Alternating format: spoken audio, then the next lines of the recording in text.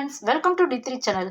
இன்னைக்கு சூப்பரான சைடிஸ் சப்பாத்திக்கு அருமையான சைடிஸ் எப்படி பண்ணலாங்கிறத நம்ம D3 சேனல்ல பார்க்கலாம். அது பண்ணுறதுக்காக என்ன பண்ணுறோன்னா, உருளைக்கிழங்கு ஒரு உருளைக்கிழங்கு எடுத்து சின்ன சின்னதாக கட் பண்ணிவிட்டு அதோட காலிஃப்ளவர் கொஞ்சம் சின்ன பீஸ் எடுத்திருக்கேங்க. அதையும் சின்ன சின்ன பீஸாக ஒரு 4 பீஸ் எடுத்திருக்கேங்க.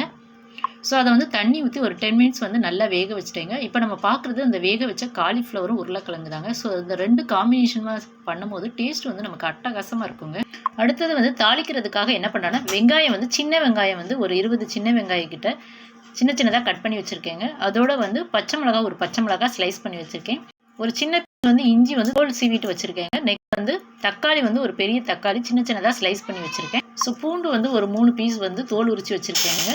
ஸோ பூண்டு ஒரு 5-6 பூண்டு பல்ல எடுத்து அதை தோல் உரிச்சு எடுத்து வச்சுருக்கேங்க. ஸோ இப்போ நம்ம தாளிச்சிடலாங்க. தாளிக்கிறதுக்காக எண்ணெய் ஊற்றி எண்ணெய் காஞ்சோனையும் ஒரு 1/4 ஸ்பூன் ஜீரகம் போட்டிருக்கேங்க. ஜீரகம் காஞ்சிருச்சு. நெக்ஸ்ட்டு 2-3 பீஸ் கிராம்பு போடுறேங்க. கிராம்பு போடும்போது நமக்கு கிரேவி நல்லா டேஸ்ட்டாக இருக்குங்க.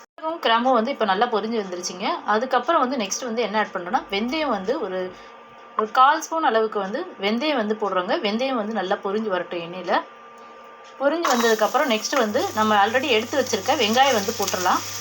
ஸோ நெக்ஸ்ட் நம்ம பச்சை மிளகா போட்டுடலாங்க. இப்போ வெங்காயம் நல்லா வதங்கிடுச்சுங்க. வெங்காயம் வதங்கினோடனையும் நம்ம எடுத்து வச்சுருக்க தக்காளியை போட்டுடலாங்க. ஸோ இப்போ தக்காளி நல்லா வதங்கிடுச்சிங்க. ஸோ இப்போ கொஞ்சமாக தண்ணி ஆட் பண்ணலாங்க. தண்ணி ஆட் பண்ணி தக்காளி நல்லா வேக வச்சு எடுத்துக்கலாம். ஸோ ஆல்ரெடி நம்ம காமிச்ச இஞ்சியை தோல் ரிமூவ் பண்ணி தாங்க வச்சோம். அதை இந்த ஸ்லைடர் யூஸ் பண்ணி ஸ்லைஸ் பண்ணிக்கலாம். நார்மலாக தட்டி போடுறதோட இந்த ஸ்லைஸ் பண்ணும்போது அந்த இஞ்சியோட ஃப்ளேவர் நல்லா எல்லா பக்கமும் ஸ்ப்ரெட் ஆகுங்க. ஸோ டேஸ்ட்டும் நமக்கு நல்லா ரிச்சாக இருக்கும். ஸோ அதுக்காக தான் இப்படி ஸ்லைஸ் பண்ணி போடுறது. ஸோ நெக்ஸ்ட் நம்ம எடுத்து வச்சிருக்க பூண்டையும் அதே மாதிரி துருவி போட்டுடலாங்க. ஸோ யூஸ்வலாக நம்ம இஞ்சி பூண்டுனாலே நம்ம என்ன செய்வோம், மிக்சியில் அரைச்சி போடுவோம். அப்படி இல்லைன்னா சின்ன உரலில் தட்டி போடுவோங்க. ஸோ இப்படி போடும்போது நமக்கு டேஸ்ட் சூப்பராக இருக்குங்க.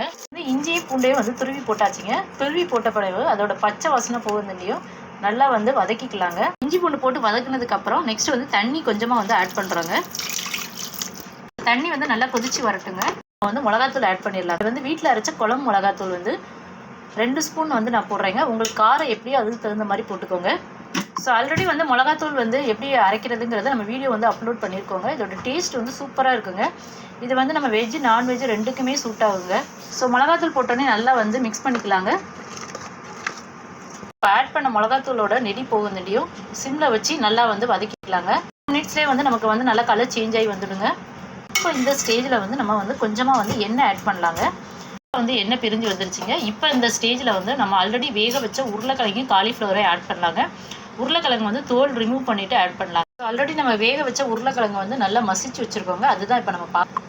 ஸோ அதை இதில் ஆட் பண்ணிடலாம். ஸோ இது போட்ட பிறகு இதை நல்லா பரட்டி விட்டுக்கலாங்க. இந்த மசாலாவோட நல்லா பைண்ட் ஆகிற மணிக்கு பரட்டி விட்டுக்கலாம். 2 மினிட்ஸ் நல்லா மசாலாவோட பரட்டி விட்டாச்சிங்க. பரட்டி விட்டதுக்கப்புறம் நமக்கு எவ்வளோ தண்ணி தேவையோ அந்த அளவுக்கு தண்ணி ஆட் பண்ணிக்கலாம். ஸோ உங்களுக்கு திக்காக வேணுன்னா தண்ணி கம்மியாக ஆட் பண்ணிக்கோங்க. சப்போஸ் கொஞ்சம் நல்லா தண்ணியாக வேணும்னு நினச்சிங்கன்னா இன்னும் கொஞ்சம் தண்ணி ஆட் பண்ணிக்கோங்க. ஸோ மோஸ்ட்லி கொஞ்சம் கெட்டியாக இருந்தால் தான் நல்லா இருக்குங்க. இது சப்பாத்திக்கு செம்மையாக இருக்குங்க. ஸோ டிஃபன் ஐட்டம் எல்லாத்துக்குமே இது சூட் ஆகுங்க. ஸோ இப்போ தண்ணி ஆட் பண்ண பிறகு ஒரு 5 மினிட்ஸ் நல்லா கொதிக்க வச்சிடலாங்க. கொதிக்க வச்சு நல்லா வற்றி வரட்டும் நம்ம ஊற்றின தண்ணி. ஸோ அது நல்லா கிழங்கோட நல்லா பைண்ட் ஆகி வருங்க. இப்போ நல்லா நமக்கு வற்றி வந்துருச்சுங்க. இப்போ இந்த ஸ்டேஜில் கொஞ்சமாக எண்ணெய் ஆட் பண்ணலாம்.